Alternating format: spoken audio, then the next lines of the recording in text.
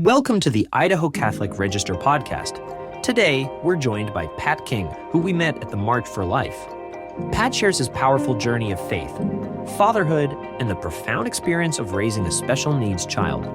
His story is one of love, sacrifice, and the deep impact of choosing life. Stay tuned for an inspiring conversation that speaks to the heart of what it means to trust in God's plan. When we were pregnant with our first child, our first pregnancy was a miscarriage, and then our second child went to the OB/GYN, everything was good.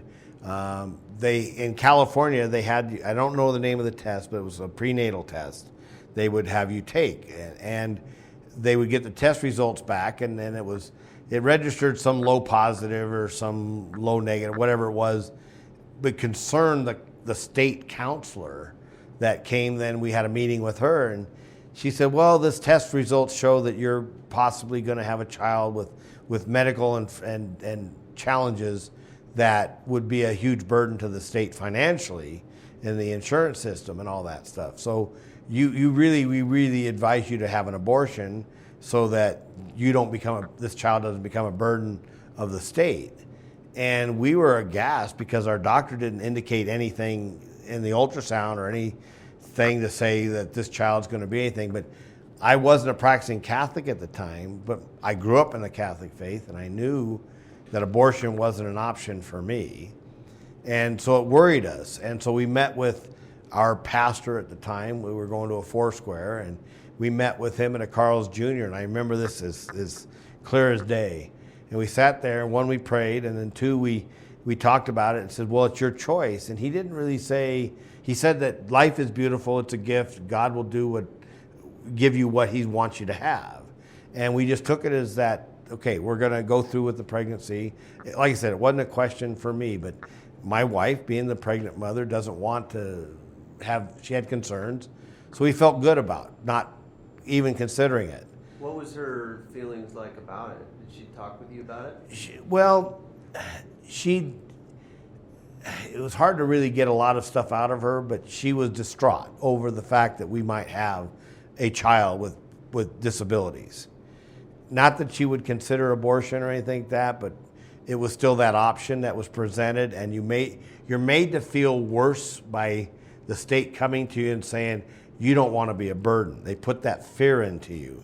And fortunately, we were Christian, we were practicing our faith, and so we needed to consult with someone a little bit more on the other side of things. And he suggested that we just go with what God would give us. And we felt good with that. And then we didn't talk about it anymore really after that. And when she was born, what a beautiful baby. I mean, perfect in every way. And she had a lot of hair, she had her 10 toes, 10 fingers.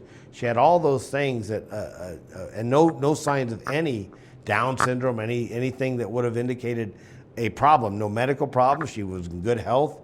And as she grew up in the years, she turned out to be very gifted, very talented.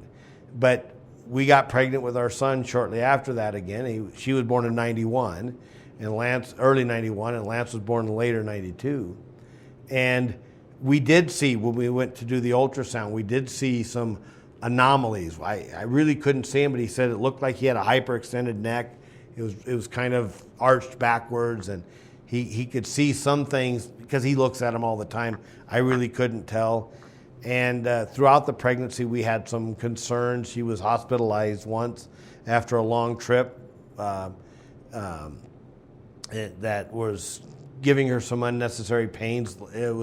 I think we were 7 or 8 months pregnant, and we had to stop at an emergency room to check her in for a bit, and they gave her whatever medication to help her subdue the contraction pains. It was those fake ones, and it was just because she had a lot of active weekend that we think. And so we went home, and the birth was in October, and immediately but we didn't do that test in California. We've refused that test. Where were you guys at? Were you in Idaho? We were, no, Palm Springs, California. Oh, you were still? We were still down. All 3 of my kids were born in Palm Springs.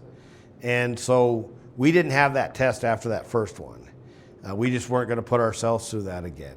But when Lance was born in the hospital, he immediately was shown us the club feet, the bald spot on his head, the different, his earlobes were off centered, his recessed mandible. They showed us all the things, the scoliosis, all the physical attributes of Lance, but they knew he wasn't oxygenating properly. So we got to see him for like 15 seconds, cut the umbilical, and off he went to the NICU, the NICU. And we weren't even able to see him until he got him settled. So it was several hours later before we actually got to go in there. And we did the first time we saw him. He was all wired up and plugged in and all this stuff and all these in an incubator, keeping him warm and all that. And it was, I think I have some early pictures of it, but we didn't have cell phone cameras back then like they do now. So we weren't on the ready, but it was alarming. And to be honest, I felt burdened. I felt like I was being punished for I'm burdened with this child, because when we found out I was pregnant, we were pregnant with a boy. I had him playing for the Dodgers and playing third base and wearing my number, because I was going to live vicariously through him what I didn't get to accomplish in my life. And so it was very disappointing to see him with all these physical problems. But you aren't really thinking either way too much about anything. You were just thinking about, oh, we've got this situation, we have to, you're in that flight mode of protection, of providing and doing whatever you can. You're scared, you're alarmed, you have questions, you don't know what to even ask. So for the next 3 weeks, he was in and out in that NICU, and we got to hold him a little bit, and they had him hooked up to feeding tubes and things. And after 3 weeks, we got to bring him home. How was you and your wife's relationship? Did it strain it at that time, or were you guys coming together? How did you deal with that? Yeah, no, I think we just came together. She spent a lot of time there. I still had, we had our stepdaughter. I had my stepdaughter, which was 10 years older than our firstborn, at home, and then of course my 1-year-old. So we take turns at who would be at the hospital with Lance, and then who would be home with the kids. And then she had some family that would help us out too that was down there. So we very rarely did she and I get to be together with Lance until we brought him home. A couple times we did, but not much. But our focus was on him and his care and his needs, and not so much about what are we going to do. But we also didn't know a whole lot of other things about him. They hadn't really assessed all his medical needs. They missed a hole in his heart that they should have caught right away, but we didn't discover for almost 2.5 months. And that led to a lot of other complications. But so when they found the hole, did they bring him back in and do another surgery? No, not that. No, actually, we took him home, and he failed. It took him 2 hours to drink a bottle of Pediasure. He had a recessed mandible, and if you know what that means, he couldn't latch onto a nipple, onto Linda, and so we had to get him these nursing tips on a little longer, and that was the only way we could feed him. And but he couldn't. When he would take a bottle, it took an hour and a half, 2 hours to get him in, and then he would almost throw it up immediately afterwards. He failed to thrive, and he wasn't doing well. But she was very patient and very, very much a good, attentive mother to him. And if it wasn't for her attention to him, he probably wouldn't even have survived in her own home. But she was very patient and calm and dealt with him in such a loving, caring way. And I had to work, of course. I'm still working. We have a 1-year-old at home. We have a 10-year-old at home. But we did the best we could early on, still not knowing the heart was a problem or other medical issues that he was experiencing. Most of what we do is just physical. And so we even had because she had to go back to work, we even had a daycare person, a nursing person, help out as a daycare provider while she went to work and I went to work. And but because he was failing to really take in a lot of nutrients, he wasn't doing well, and he was struggling. And one day he was almost unconsolable in his pain, and he was getting fat, and we thought he was gaining weight, but he was just water weight. My mom's a nurse, and she lived in Idaho, and I called her up, and she said, doesn't sound like he's doing well. You need to take him to the emergency room. Don't ask for permission, just show up. Just go there. And this is just before Christmas. And they put him in the hospital, and they said, yeah, he's retaining liquids, and they put him on diuretics, still not knowing that he had a hole in his heart that needed to be taken care of. So after about 4 days, Christmas is over, we go, they send him home. They lost several pounds of water weight, sent him home, but they scheduled a specialist, a pediatric cardiologist in LA.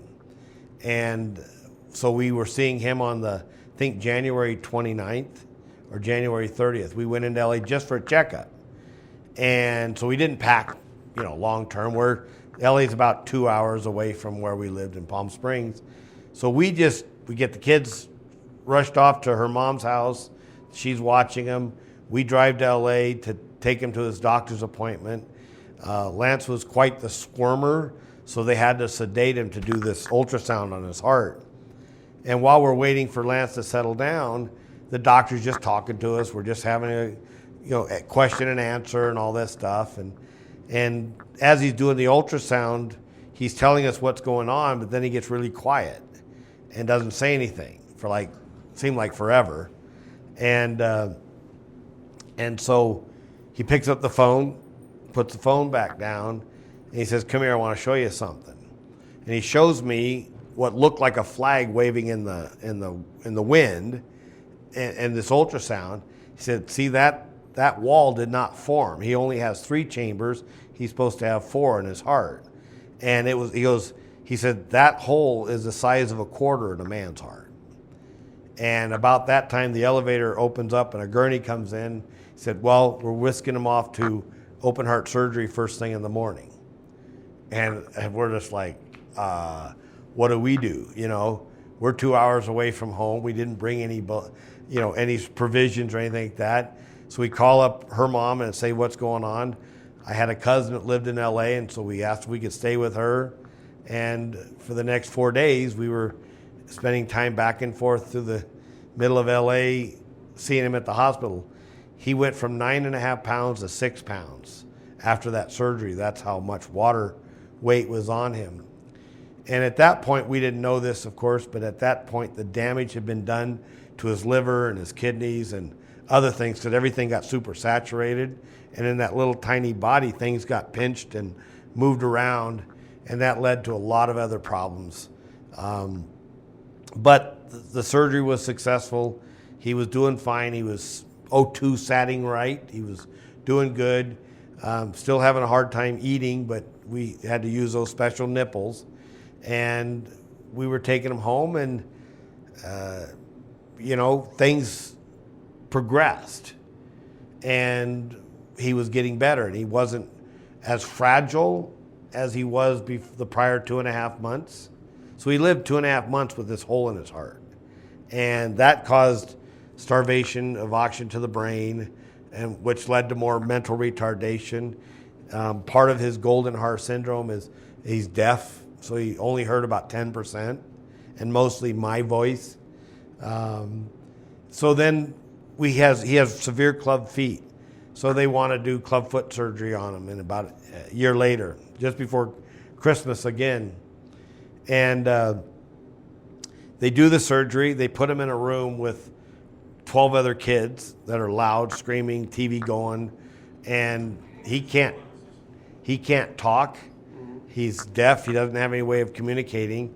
I leave to go take a shower because I'd been there for 2 days already, and get something to eat. And I come back to his room, and he's blue and struggling to breathe. And I get a nurse to come in, and they have to suction out his lungs and his nasal, because he was choking to death on his own sputum. His own nasal passages were plugged, and he couldn't breathe because they'd given him a little too much morphine. and so that represses his breathing. So they whisk him out to the NICU again, and I spent the next 31 out of 34 days at his bedside, 24 hours a day, 7 days. My wife would come to the hospital on Saturday. I'd go home, spend some time with my kids, go out. I was a landscaper, so I went and did my work on the weekend, got a good night's sleep, came back Sunday afternoon to relieve her to go back to work because she had the insurance, and I'd stay at my son's bedside. They didn't have sleeping areas, so you had to sit in a chair, and you weren't allowed to sleep in the rooms. But I got an hour's sleep every day, maybe a little more, a little less, because during that time he had built up what's called ascites, water on the abdomen, not in the stomach, but between the skin and the abdomen. And he looked like a beach ball. And he was so uncomfortable that he needed constant soothing and patting on his back. And I would spend hours just rubbing his back, talking to him. And every night, every afternoon, he would go for tests. They would test to see if what they were giving him was helping. And during that time, he was out for a couple hours and being watched by nurses. It was Loma Linda. It was a Seventh-day Adventist hospital, so they had no real food. So I wouldn't eat all day, and then while he was doing his testing, I would run out to TGI Fridays or Applebee's and get something to eat and come back. So 6 days a week, I'm at his bedside, 24 hours a day, getting an hour and a half sleep and eating one meal. And this whole time, to be real honest, I hated God. I thought God was punishing me for my past sins, not being married to a Catholic, all the sins I had as growing up, getting drunk and sex out of wedlock, all the stupid things I did as a kid. I thought I was being punished for my sins, and this was my punishment. And so I had a real problem with God at that time. And so even though I was still faithful, still believer, because you have to hate God or dislike God or not be angry at God, you have to know God exists. So I was just fine being mad at God, but yet my focus was on my son. And after that 34 days, finally he got to come home. The ascites was under control. And basically for the next couple years, he started to thrive, started to do well. His clubfoot surgery never took because he could never walk and he couldn't put weight on him to keep him straight, so they kept curving in. But, we did everything we could. While we were still in California, they had us, because he was deaf and couldn't communicate, they were trying to teach us and him to do sign language so he could communicate to us his needs. And I'll be honest, I thought it was fruitless.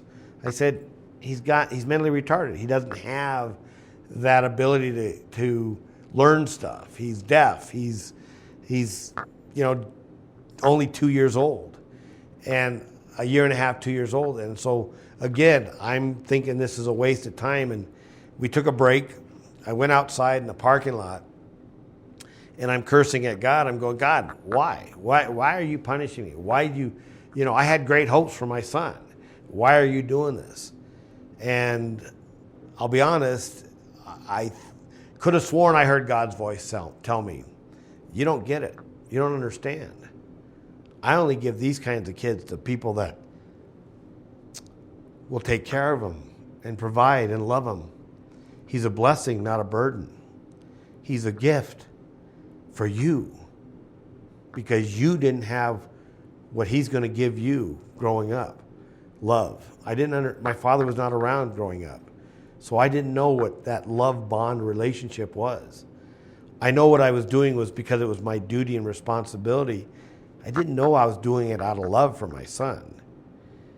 I thought I was being punished. And I'll tell you, from that moment on, it was like a light switch hit me, and it turned my whole life around. I started looking at my son as a joyful gift from God and not a punishment or a burden from God. And so my whole view of my son instantly changed. I found tremendous joy in being his father, being the gift that was given to me as an honor and a blessing, and not something that was like, you're no good guy, so here you get this crappy child. No, he became something I relished to share, to joy, to become. This is my son. I'm proud of my son. Like God was proud of Jesus. This is my son who I'm proud of. I was proud of my son, and I shared him with everybody. And if there was any dissension in my family with my wife, was I like to share him. She thought didn't want to. Was almost embarrassed, I'll be honest. I don't know how she felt because we never really talked about it, but she thought people don't need to know. But he was because he had this beautiful laugh and this beautiful smile. And the only thing on his body that really wasn't harmed by his conditions, his medical, were his eyes. He had this beautiful way of looking at things, just so intently, so beautiful.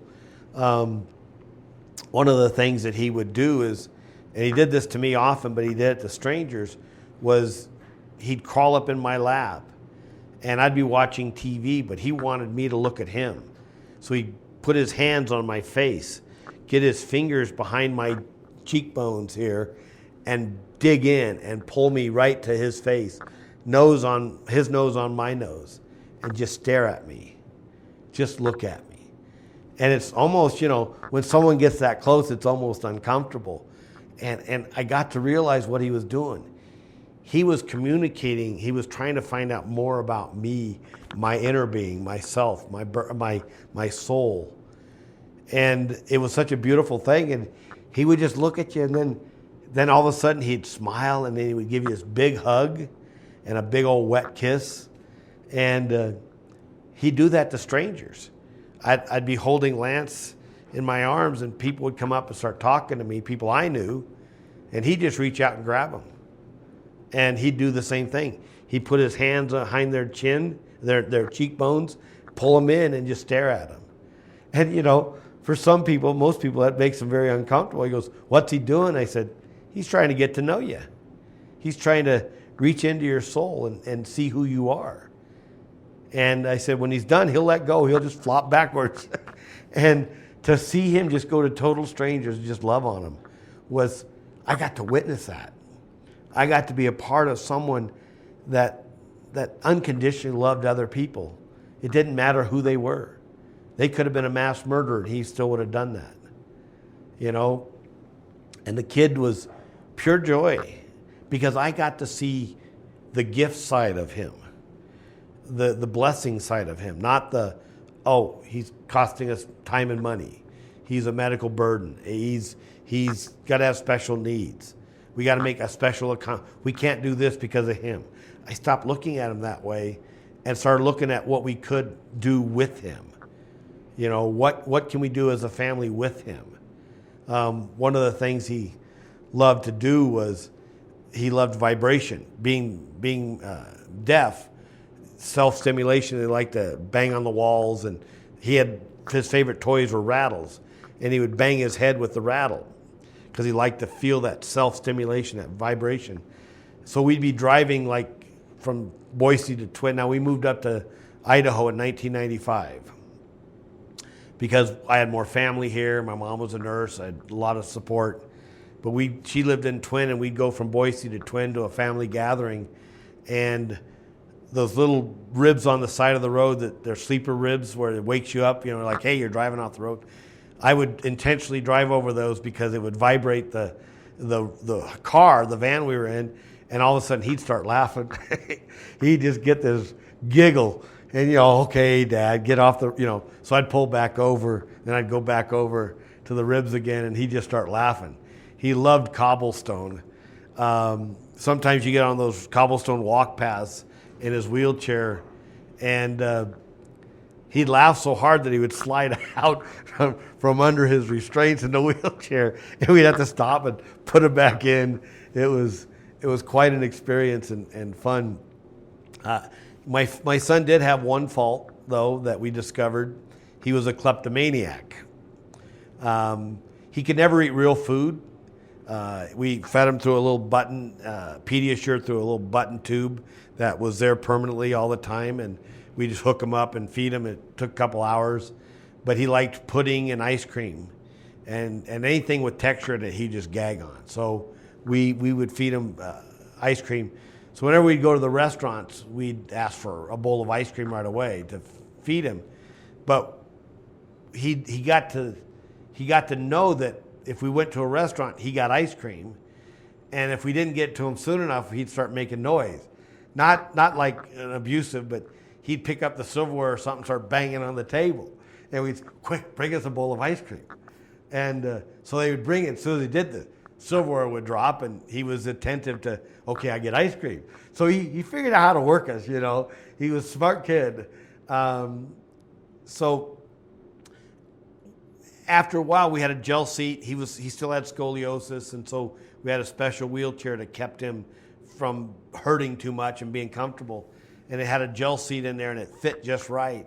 Well, one day it was really just messy from ice cream and Pediasure, and so my wife is cleaning it up, and all of a sudden she starts pulling out a knife and then a fork and a spoon, another knife, and she's looking at it, she's going, I don't recognize the silverware. Where'd it come from?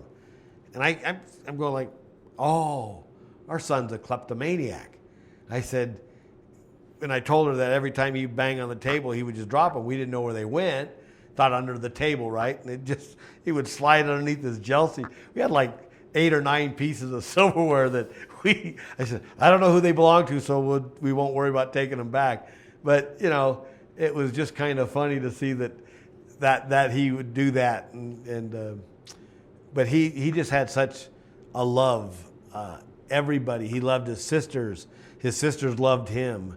One day, his older sister, we called him his mom, his second mom. She was so attentive to his needs. We didn't trust him with anything like a sucker or anything, but he liked to lick sweet stuff.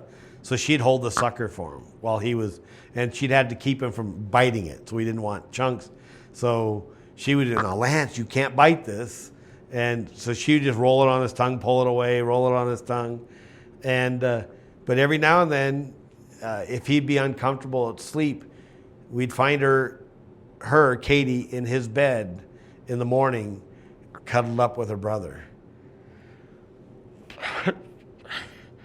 And you can't teach kids to love someone like that without being a witness to it. Every child that was like Lance, that was in a wheelchair or something, my kids would just go up and start talking to him.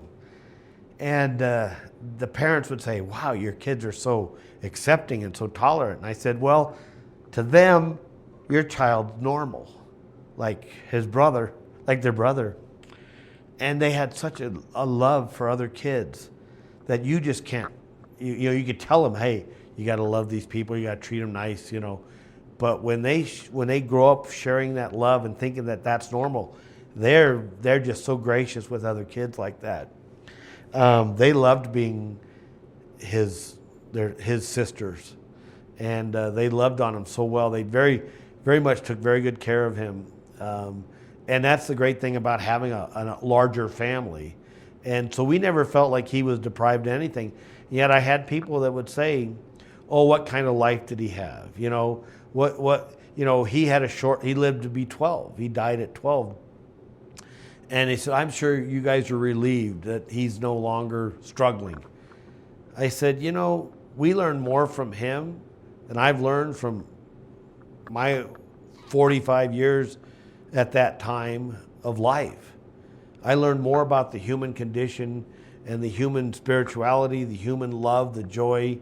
I learned more from him than I ever learned from anybody else.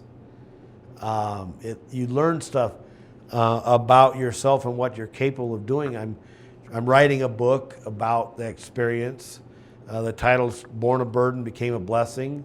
And one of the things as I was writing, I was telling you about the 34 days in that first 2.5 months or first year of his life at the hospital.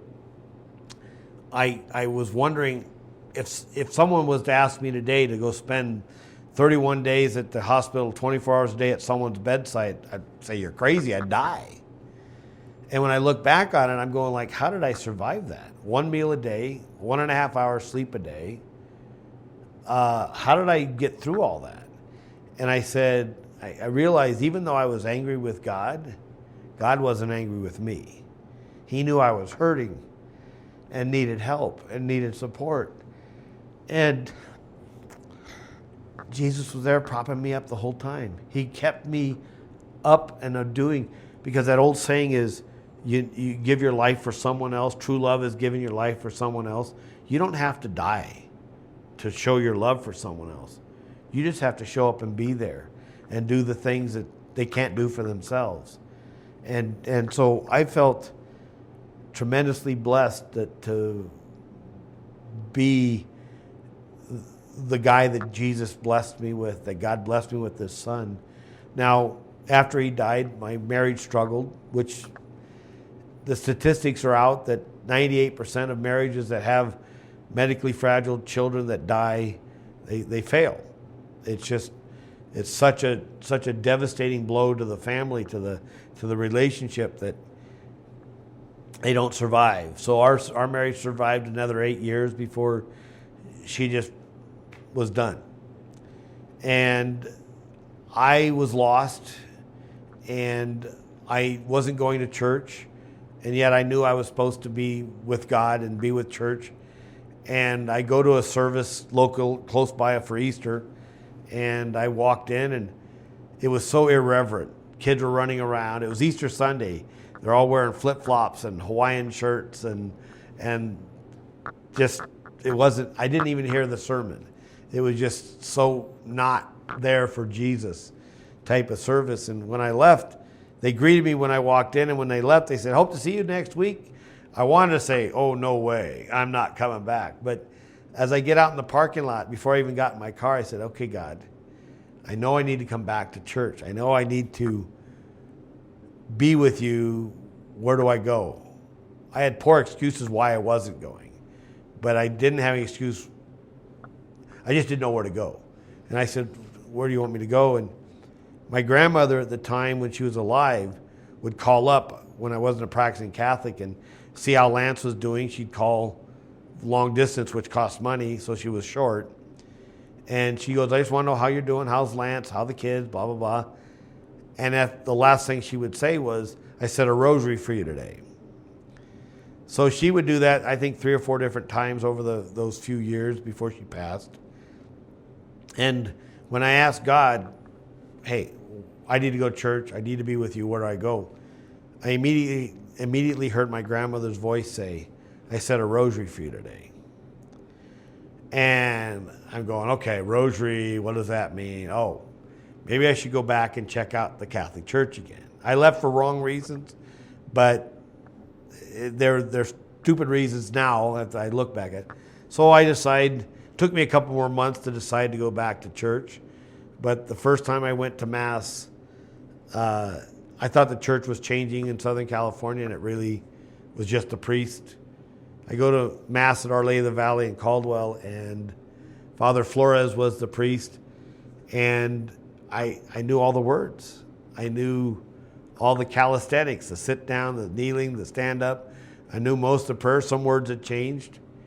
And I admit I should have done this, but I was ignorant. And I don't think God has punished me for that, but I went to receive communion. Because one of the things that I kept longing for in those other services I was attending, those churches, was the Eucharist, was the real presence. So I received, and by the time I got back to my pew, I wasn't bawling, but I was choked up. And I said, I'm home. This is where I need to be. And Father Flores reminded us a couple months later, hey, if you haven't been to confession in a while, you're returning Catholic, maybe you should go. Oh, good. I think I better go. So I went to go. And I always say the first confession didn't stick because it was just due, Felt good, but I did. But the second confession, I went about a month later. That's when it was like 20 minutes, and it was, the floodgates came out, and Father Arnie gave me a good lecture on what I should and shouldn't do and all this stuff, but he listened, and he was very patient, and it was a beautiful confession, and my life has been better ever since. I haven't missed a Mass. I now go to daily Mass, not every day, but most days. And even when I went to Italy for 2 months to help write the book, I went to daily Mass. Even though it was in Italian, I went every day. It was still beautiful. So my son, I attribute my returning to the faith to my son, because he taught me that relationship with God and the church was very important, and that he was a blessing and not a burden. And I feel sorry for people that get told to abort a child out of, it's going to have Down syndrome, or it's going to have these problems. Let me tell you something. Your life will be miserable if you do that, compared to the joy you'll find by having given life to that child and being there for that child and doing the things for that child that Jesus would want you to do unselfishly. The rewards are far greater than you'll ever imagine, even if that child dies. I've got family members that said, well, would you want to do differently? I don't wish anyone to have a child with problems, but I can honestly say that I wouldn't want Lance to be any other way. He lived a very fulfilling, fruitful life in his 12 years. They were full of love. His sisters loved him. His mom loved him. His grandparents. I tell you what, that guy was a chick magnet. There were more girls. I never could meet girls the way he did. He was so adorable. He was so cute. So when he passed, we donated. The only thing on his body that was really of any good value was his eyes, his corneas. Everyone said he had such beautiful eyes. So we donated his corneas to the Lion Eye Bank because someone to this day is seeing through his eyes, and he lives on in other people. So, I take great solace in the fact that my son gave 110% of his life, and he couldn't do anything. He was helpless, and yet he helped so many. I wouldn't want that gift to be any different. God gave you that child. If the pregnancy is supposed to end, it will. Let God's will happen, because you'll be better off for it. Because then you won't live with that feeling of, I killed my child. There's always going to be that regret. What if? So that's why I used my daughter in the first example. She turned out to be a very gifted athlete, very talented dancer. I mean, there wasn't anything that she couldn't do naturally. Okay, I mean, you tell her to do a ballet, she took ballet and dance. She played volleyball. We homeschooled her because of his needs and all that. It was easier. And then when she went to Greenleaf Friends Academy, she'd never played sports before. Okay, so she had to learn in the 8th and 9th grade how to play sports because she was a dancer. She took dance. So she's learning to do these sports. It wasn't like, I'm never going to be any good. She was no good at the beginning, and within a very short period of time, she was very good to compete. Now, granted, we went to Greenleaf, which if you don't have enough players, girls to play, you don't have a team. If we'd been in a bigger school, she'd never made the team because she wasn't good enough. But because she got to play anyway, she got much better. She got to be one of the best catchers in the whole district. And yet she never played softball before because she was quick and she was agile. She had these natural. First time she ever picked up a golf club, I kid you not, she was 8 or 9, maybe 10, never picked up a golf club. Okay, I wasn't a big golfer. I'm blind in one eye from playing rugby, so golf is not that fun for me when I can't see my golf ball after 100 feet. So I still golf, but I got to have people that'll watch my golf ball. But she picked up a club, and we were at this little day of kids. It was a Nevada Bob, and they had this special day for kids to learn how to golf and stuff. They were promoting it, and they had this little driving range machine, and so we stood in line. She picked up a golf club. They put it on the tee. They get a couple strokes, right? And they had a golf pro there trying to teach the kids how to do it. She grabbed the club. She showed you, okay, straight down the fairway. And he looked at her. He says, she's never picked up a golf club before? Do it again. She did it again, straight down the fairway. No, nothing. It was just nice shot. And after, normally 3 or 4 hits, right? He had her 23 golf balls, 23 straight down the fairway. He going, okay, this girl's good. Now, I tried to encourage her. She got on they gave her a free scholarship to play golf, and she went to Falcon Crest, and she just didn't like it. It was hot. It was, I don't know if it was challenging enough. I don't know. But she did. She did the whole summer, and but she was just that way. She was drawing freehand, pencil drawing, freehand at 4. Very smart, very talented. Very argumentative, very like she'd be a good lawyer. She knew how to debate. She had good reasoning. And yet, we were supposed to abort her. And even though you don't know how that plays out until you get to her life, so too is true if you abort a child because they might have medical problems or they might be a Down syndrome child. You don't know how fulfilling their life and your life will be if you make that decision early on. And that is the sadness. That is the regret that most people never, ever, even though you don't talk about it much, they never really get over. They always wonder, what if? You have a unique perspective because you had both, right? Right. You had a situation where doctors are telling you, yeah, you need to do an abortion, and then you didn't, and the child was like amazing. Phenomenal. And then, not that Lance wasn't amazing. I'm not saying that at all. Right. But you had one child that was medically normal, let's say. Right. And then they did the same thing, but the second one that you didn't go in because you're like, we're having this baby regardless. Regardless. What's the point? Why go in and Right. have them tell us to have an abortion and feel Right. bad, and when we're going to have him anyway? Right. Then you have Lance, and you have the other side where he has issues, but it's like they're equally as valuable and third equally as important. They were, to my children, they were normal. He was normal. Right. And on top of that, so we had a third child, another daughter. Now, my wife was a little bit more upset about being pregnant with her. She's in her mid-30s at this point, but also we already had a Lance. She didn't want that duplicated. She didn't want to have 2 children like Lance. But it's like, okay, what do you do? Well, she's born almost even better than her sister Katie.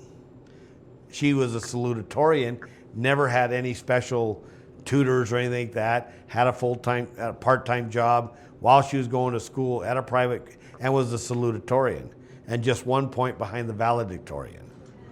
And it's like,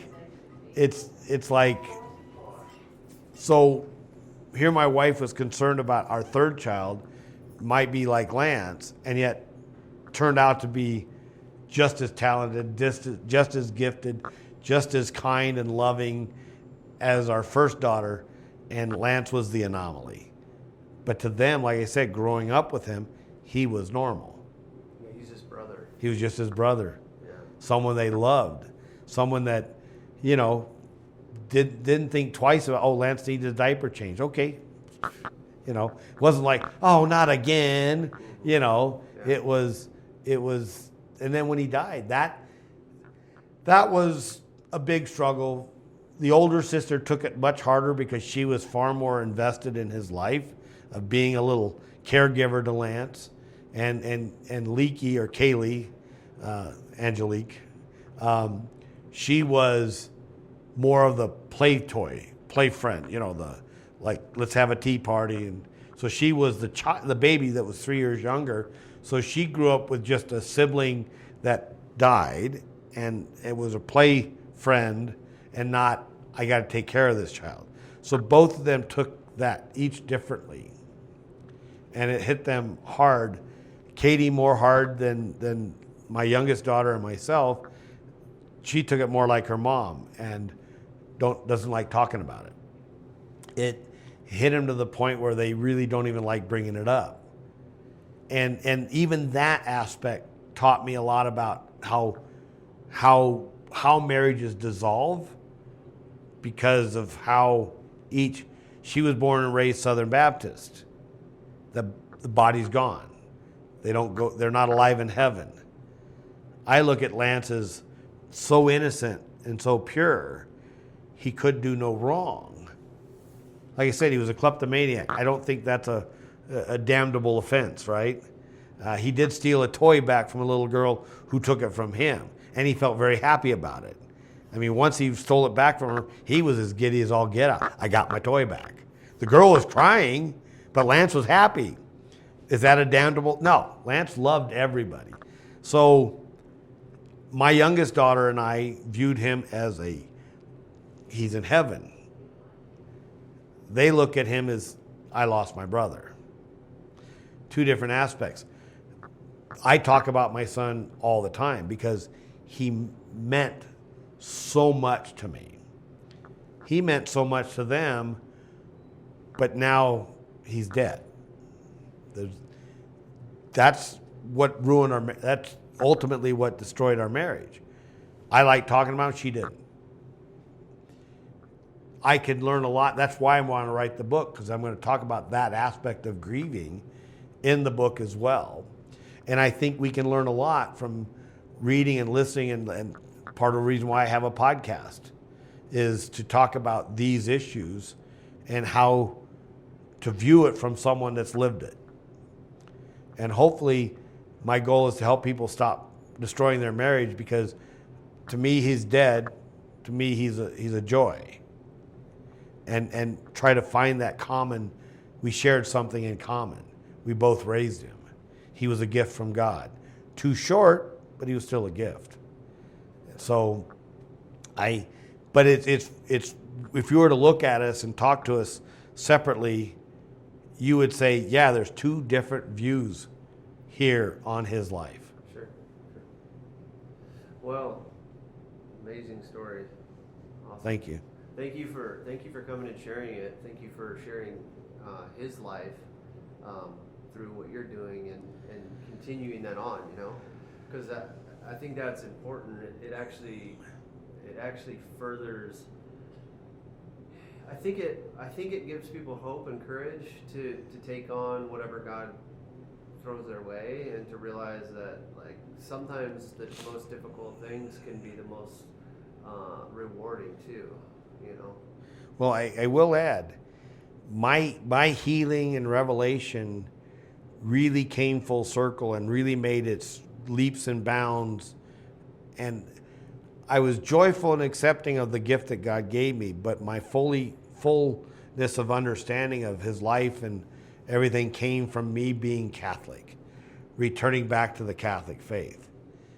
And it's not because it's the Catholic Church, but it's the way the church views life, death, suffering, sorrow. I know that if I had married a Catholic woman, or we had Catholic in common, our marriage would have survived it. I truly believe that the Catholic Church is not only just the church Jesus started, but the church that really lives the truth of life.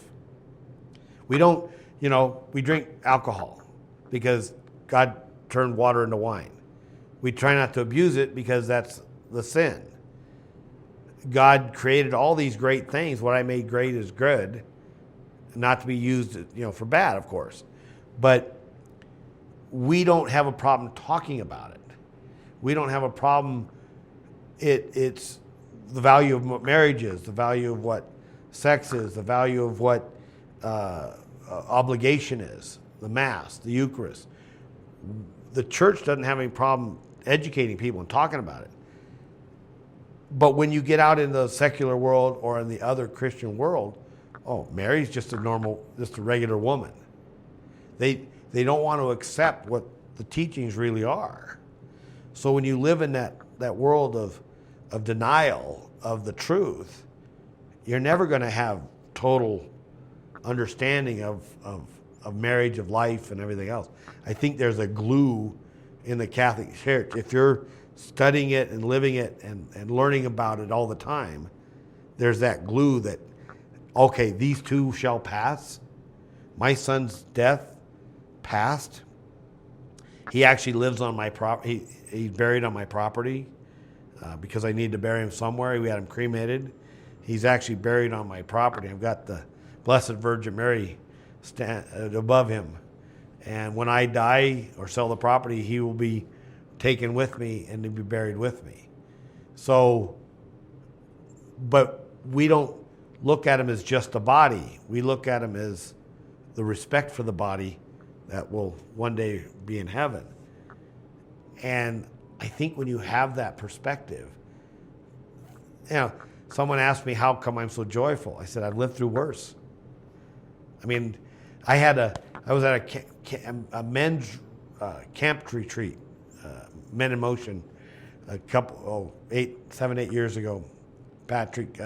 Deacon Patrick Hearns, he even wrote about it. I'm in a book, so I've been written about it in a book. And we were at this men's retreat. We just got done eating breakfast, and I left the burner on to dry out my cast iron skillet, and I walked away. And a little breeze picked up, and a little paper towel had rolled near the flame and I had a teardrop camper, which is wood, caught on fire. And everyone says, hey, someone's tent's on fire or something. So we all the men ran together immediately, fire extinguishers, water, we put it out. I'm pulling, I had a gun and ammunition, some propane tank. I'm pulling them out of the inside while they're putting the fire out, and it all burns down, not completely, but I pull everything out before it gets doused with water. And unfortunately, I just put the mattress in my back of my pickup truck and slept in my truck. And it's smoldering, right? We put it all out. We all go back and resume our talk, right? And Deacon Patrick Hearns looks at me, he says, you took that rather well. I said, well, I've lived through worse. That's not a big deal. It's not the end of the world. So it's a little mishap.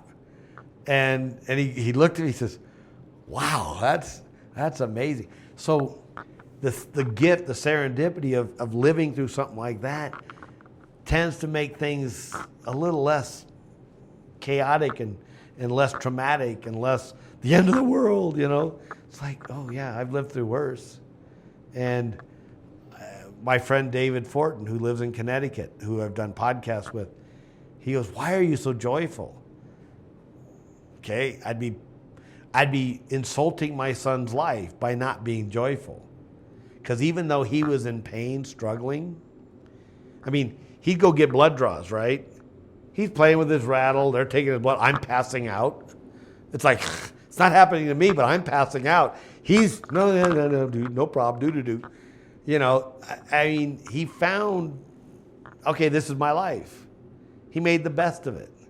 And it was beautiful. And we encouraged that. We didn't hide him, didn't put him in a bubble. We put him out there in the world. And he got sick all the time because he was so susceptible, but yet we weren't going to deny him to experience life in its fullest. And so I know that I didn't overly shelter him. And then when he died, it was like, oh, what happened? We blew it. No, he lived life. And I always look at it, I got 12 great years. I got to spend 12 great years with that boy. And he knows when he died, he was loved. Let me tell you, we made the decision to pull the breathing tube. And it was a sign from God that we did it. Because, of course, I wasn't a practicing Catholic, but again, this was my Catholic upbringing. We don't have to do such extraneous things to keep someone alive, right? He's intubated, sedated. We're talking to the doctor. Okay, what's his prognosis? He's been there almost 2 weeks. And the doctor says he turned 12 in the hospital. Doctor says, well, what's happening was blood clots from his previous open heart problem. Blood clots are starting to flake off and get into his lungs. And it's preventing the oxygen in the blood to transfer the oxygen between the two. So he basically is suffocating. And the doctor said he'll more likely, to keep him alive, will have to be intubated and sedated to go home. And this is what his life would be like. Well, that's not a life. That's definitely not the way someone should live, just to keep him alive. That's selfish. So the doctor leaves. My wife's on one side of the bed. My son's head just a little angled towards me. I'm sitting on a stool, the high stool. She's sitting down. We're talking about, okay, what do we do? We got to make a decision here. If we pull the breathing tube, see if he was starting to show some improvement, but not significant enough to say, yeah, pull the breathing tube, he'll be fine. We said, okay, what are the ramifications? Oh, he might live 2 or 3 days. So we're discussing that. Now, he's heavily sedated, and he's got IVs, got all that stuff in there. And I'm looking at my wife, and I said, well, okay, what do we do? At that point in time, Lance's eyes open his eyes up and look right at me, and they're all bloodshot. And I immediately feel and hear this voice, Dad, I just want to go home. I can't fight this anymore. I mean, he was in and out of hospitals his entire life. Every doctor, almost a dozen or more times, the doctor said, oh, don't plan on taking him home. He's not going to make it. And yet, 3, 4, 5 days later, hey, take this kid home. He's driving the nurses nuts. He's trying to climb out of the bed and this and that. He keeps throwing his rattle out and just to make the nurse come pick it up for him, And so we take him home. But we were told just days before he's going to die. So this was one of those things. And we look up, he looks up and he sees me, his eyes are bloodshot. And I hear, Dad, I can't fight this anymore. I just want to go home. Now, I can't say that God spoke those words to me and I wasn't thinking them, but somehow I got that vision, that voice saying when he opened his eyes. So shortly after that, the doctor comes back in. I said, I got a question. If you're heavily sedated and intubated, do you ever open your eyes up or hear conversation? He goes, we think they can hear things, but they don't. They're not awake enough to open their eyes. I said, well, my son just opened his eyes at me for what seemed like minutes, brief few seconds. And I said, the decision's made. We're going to pull the breathing tube and see if he does what he's going to do on his own. He goes, well, okay. But I had a crew of guys. I had a business to run, 2 businesses. So I went back to work. My wife stayed overnight, and I go to work the next day, and everything was fine. He was still alive. Came saw him that night. The next day I'm working, and I get a call about 11 o'clock in the morning, and my wife says, oh, doctor says he's on his way out. He's not going to make it. So I'm 40 miles away. I live in Caldwell, Nampa area at that point, and this is downtown St. Luke's. So I'm hightailing it out of there. I'm driving as fast as I can to get there. By the time I got there, he'd already passed. And the old saying, you too, your heart shall be pierced. I'm not going to compare myself to the Virgin Mary, but let me tell you, I know what a broken heart feels like. My heart ached when my son died. I sobbed like never before. It was a deep, sorrowful, moaning cry, sob, and it hurt. And all I could do was hold my son and tell him I was sorry I wasn't there. And we had to, at some point, I kept cranking his body starting to, I felt like I was breaking him, because every movement was cracking and stuff. But then they had to take him to take his corneas because they had short window. So, but that nurse was off at like 2 o'clock and stayed with us until almost 7 o'clock that night. So respectful. Anytime little blood would start dripping out of his eyes, they closed his eyes after they took him. She would constantly daubing. The care and compassion she had for our son, even though he was dead, she kept making sure that nobody saw that. It's just what a witness, it was the first time I'd ever witnessed someone I loved so much die. Even though it hurt so much, it was still beautiful. I don't want to sound weird, but I knew that he was in God's hands now. I knew that he'd given me all he had, and now God got him. And then at the eulogy, I said, oh boy, I'm in trouble. He could talk. Mom and Grandma there, he's telling them all the things I used to do to him. And I'm going to be in trouble when I get there. I used to sneak up and goose him, and he'd all tense up. But I just giving him showers and just all the things I got to do with him. He never grew beyond crawling and scooting. You know, he'd come to sit. He did things he was told he'd never do, but he never walked on his own. But boy, I tell you, he was determined when he wanted to be with you, there wasn't anything that would stop him from getting to you. And when he got to you, he was just incredible love. Like I said, I wouldn't want to change that for anything.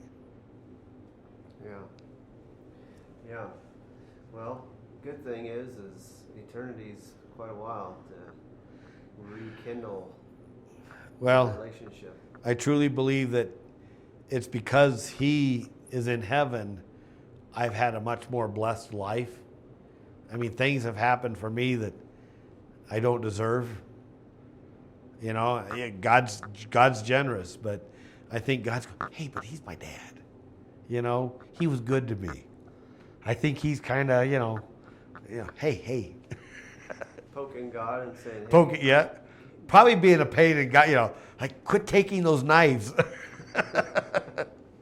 Of course I don't know, but it's just I've got a cheering squad there for me. Yeah. And so why I do the nights, why I became a confirmation teacher, all this I've done to honor and bless my son, to respect my son, because his life lived, I have a better life. Yes, Jesus is my focus, but I think I would have been the curmudgeon that everyone says I was if he hadn't. I wouldn't have been the person you'd be talking to today. Yeah. Especially if I had aborted him. Because I was worried about what an imposition it would have made my life, an inconvenience. And people need those, let me tell you, people need those inconveniences in their life to ground them, to make them feel something. Yeah. They need that more than anything. Yeah, life is God's inconveniences. And that's what makes life good. I did a podcast on long suffering. I finally know what it means. I've heard the term before. We don't use it anymore. But long suffering is patiently waiting for betterment, for that your life is not this life.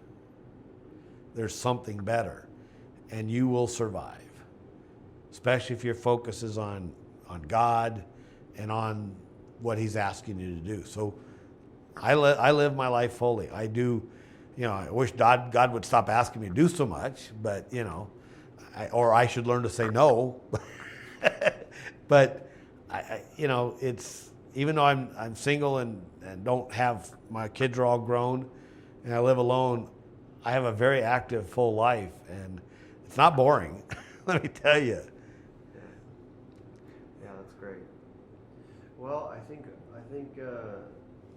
the conversation is full, and it has all the aspects of what your son was and how he impacted you, and that life is to be respected, whether it be unborn life or even the church's teaching on what happens at the end of life. I think those are equally as important, and I think they're. Yeah.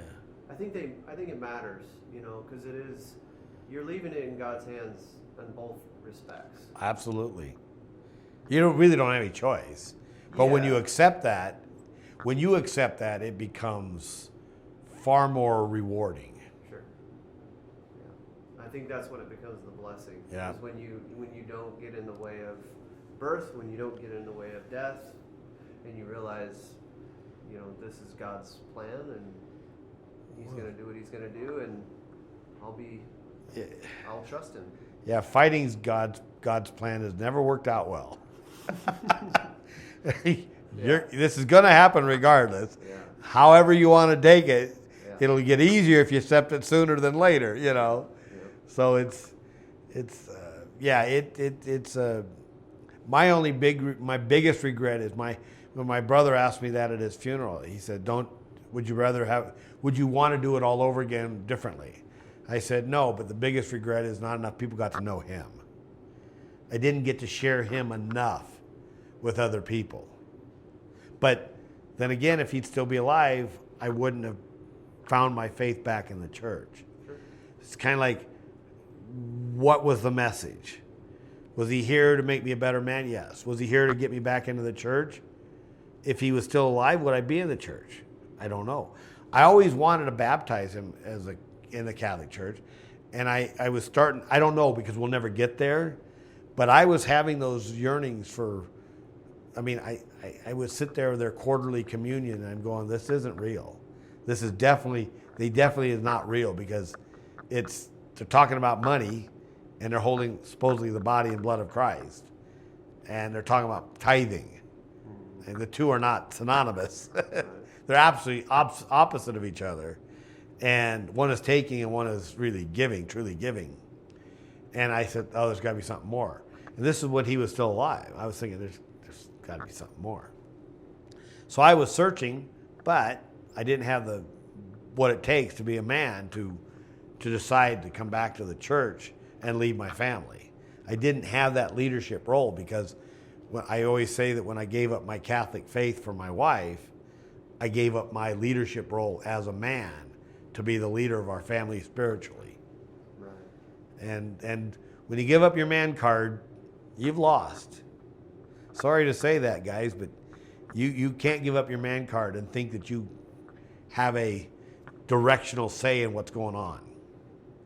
Yeah, and you said you lost, but she lost too, if you think about it. Yeah. Because she didn't have your leadership. That's right. A leader is not someone who dictates. A leader is someone who shows their example. And Right. If you let, I just think that, I think it's harder than wives will let on to try to lead for them, because they're just not. Most of the time, it's a burden for women that it's not the same burden for a guy for Right. some reason. Oh, It's just absolutely. different. We're built different. I employed over 28 employees. I had no problem telling them what to do, leading them. Do this, do that, I need you to do this. I didn't have any problem with it. Okay, but I've worked for women that don't have that same perspective. They question it. And I'm not trying to put down women that are bosses. I just know that for me, it was not a problem. It didn't take any feelings or thoughts. I said, hey, go do this, go do that. In fact, I had to warn my own children. I said, hey, if I tell you to go do something, it's not that I don't love you. It's just that I'm not thinking how you're going to take what I'm asking you to do. I'm thinking of what someone else should be doing 10 steps down the road. I'm just trying to get this done. You're here. I need you to get it done. And I said, don't take it personally. It's not like I don't love you and I'm not your dad. Sure. But I also need to get this done, and to sit there and spend time discussing it is fruitless. Still need to get done. Yeah. And yes, you're right. My wife, my family, all lost because I gave up my leadership role and my man card, and I didn't feel confident enough. I didn't know faith. I didn't know the Bible. I didn't know anything well enough. I lacked confidence. It's like someone told me I couldn't do it. Okay, I can't. Right. But as I got older, you tell me I can't do something. Oh, yeah, don't tell me I can't do that. Right. In fact, I'll step up and do it because you said I can't. Yeah. Well, and I think St. Joseph is just such a good example in that regard of he was never cruel in his leadership role. He was never unloving in his leadership role. And because of the way he led the Holy Family. I mean, you're foster father for Jesus, who's God. I mean, how much more difficult of a father role can you have? Yeah, but he did have some direct communication with some guidance. Yeah. You know, a lot of us out there don't, because we're not listening to God, don't really take counsel from God. Right. We take counsel from either ourselves or from those around us. Mm-hmm. In fact, my topic on the radio show today was about repent. At the men's conference, the bishop mentioned repent, but not in the way of like sin and all that, you know, repent your sins, but to turn around, to do the opposite of what you've been doing. Mm-hmm. The only way you're going to change your life and for the better is if you look at what you're doing and stop doing it. Sure. Yeah. Well, thank you so much for your time. Oh, sure. I appreciate it. And I think our listeners will appreciate it too. How can they find you if they want to hear more from you? Well, I'm on Salt and Light Radio, Salt and Light Radio Boise's YouTube channel. So if you go to YouTube, look up Salt and Light Radio Boise, because they're their Salt and Light radios, and they have a YouTube channel. My radio show is a live show that's then recorded and placed on YouTube channel on after the show, usually the next day. But or you can listen live at Salt and Light Radio. I'm at 7:20 a.m. on Wednesday mornings to about 7:34, 7:35 every Wednesday. And then I've had if you go to their website, you'll find old podcasts that I did called Man Cave. I did about 64 episodes. And plus then I did some before they became live. And then I've been doing the live show for over 5 years now. And then if you go to Eddie Trask, Catholic Recon, he had an interview with me, 3 or 4 months ago that we talked about the similar thing and Eddie Trask, Catholic Recon on the YouTube channel. So, you know, it's out there, and right now I'm the state director of CORE, which is for Knights of Columbus, which is going around the state starting men's groups with the Knights of Columbus councils that are open to every man of the parish. And so that's my job responsibility. Doesn't pay very much. In fact, it tends to cost more. But it's a lot of fun to go around and help men. But my subject usually is about my story, how to help other men not make the same stupid mistakes I did, and then give them some pointers on things that they might be questioning, like if they have a handicapped child. I did a podcast on Along the Way with David Fortin, and he sent it to a friend of his who travels from Louisiana to New Mexico for the oil field business, and so he has 12-hour drive every couple weeks, and he listened to that podcast. He said, I had to pull over, I was crying so hard. And now he was not a Catholic at the time, but now he is. So not that my podcast had anything to do with it, but you know, Didn't hurt. didn't hurt. Well, thanks so much. Oh, sure. We want to thank Pat King for sharing his heartfelt journey and reminding us of the beauty and challenges of choosing life. His story is a testament to faith, perseverance, and the incredible love of a father. If you've been inspired by this conversation, we encourage you to continue supporting and praying for families with special needs children. Thank you for listening, and we'll see you next time